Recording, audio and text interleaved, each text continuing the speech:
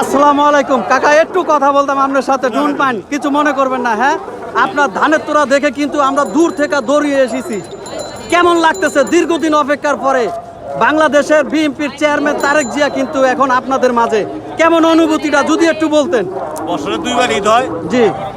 17 বছরে 34টা ঈদ হয়েছে। জি। পুরা ঈদের আনন্দটি একত্র নিয়ে আসছে আজকে সেই আনন্দ ফিল করতেছেন। আমরা এত ভালোবাসেন। আচ্ছা, এই যে বিএনপি যে দেশের ভিতরে দেখতেছেন কত অরাজকতা চলতেছে, এই দল ওই দল রাহাজানি খুনাখুনি হানাহানি, তারেক জিয়া এবার ক্ষমতায় আসলে সে কি পারবে বাংলাদেশটাকে সুন্দরভাবে গুছিয়ে এসব জয় ঝামেলা মিট করতে? এটা কেমন আপনারা আশা করতেছেন? আমলিগের দোষর আছে, হেরাও তো বিশ্বাস করতে পারে। জি। যারা বিএনপি কে ভালোবাসে, জি, দেশের সঠিক পথের রাজনীতি যারা করে, জি, তারা ওই আস্থাটা রাখবে না যে চালাতে পারবে কি পারবে না। হ্যাঁ। সে একটা রাষ্ট্রপতির ছেলে, জি, সে রাষ্ট্র পরিচালনা করতে পারবে।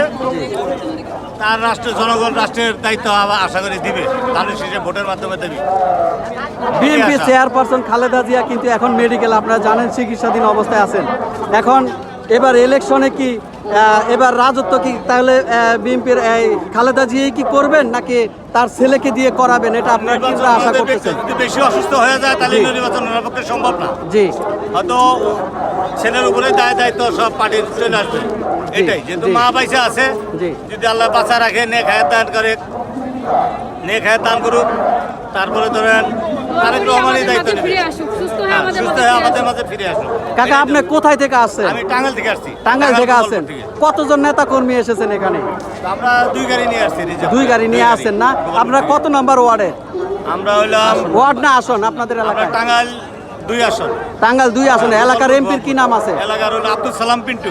আব্দুল সালাম পিন্টু। সুলতান সালাউদ্দিন ঠাকুর, টাঙ্গাইল সদর থেকে। আপনাদের জন্য শুভকামনা। কাকা, কষ্ট দিয়েছি, বিএনপিকে ভালোবেসে কিন্তু আপনারা গতকালকে রাত্রে এসেছেন না? আজকে 7টায় রওনা হইছি।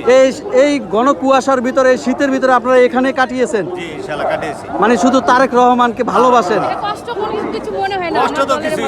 কষ্ট মনে হয় না? না, চিরা খেলাম। মানে দুপুরে লাঞ্চ করার বদলে চিরা খেয়েছেন।